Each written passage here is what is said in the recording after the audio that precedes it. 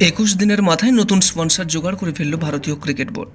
Dream 11 সরে যাওয়ার পর কারা এত টাকা ঢালার পথে এগিয়ে এলো? হ্যাঁ, কেন্দ্রীয় সরকার নতুন অনলাইন গেমিং বিল পাস করার পর ভারতের জার্সি স্পন্সর হিসেবে চুক্তি ভেঙে বেরিয়ে গেছে ড্রিম 11।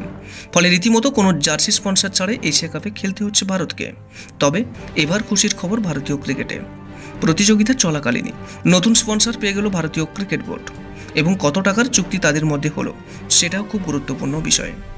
হ্যাঁ, ড্রিম 11 সরে যাওয়ার 21 দিনের মাথায় নতুন স্পন্সর হয়েছে অ্যাপোলো টায়ার্স।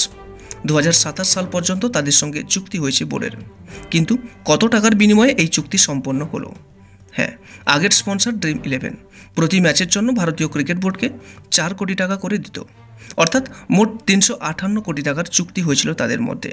জানা গিয়েছে নতুন এই স্পন্সর অ্যাপোলো টায়ার্স প্রতি ম্যাচের জন্য বোর্ডকে 4,50,00,000 টাকা করে দেবে। বোর্ডের সঙ্গে মোট 600 কোটি টাকার চুক্তি হয়েছে নতুন এই স্পন্সরের, অর্থাৎ বোর্ডের লাভ হবে অনেকটাই।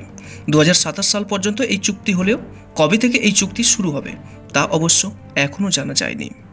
ড্রিম 11 সরে যাওয়ার পরেই নতুন দরপত্র দিয়েছিল ভারতীয় ক্রিকেট বোর্ড। অ্যাপোলো টায়ার্স ছাড়াও দরপত্র জমা দিয়েছিল ক্যানভা ও জেকে টায়ার।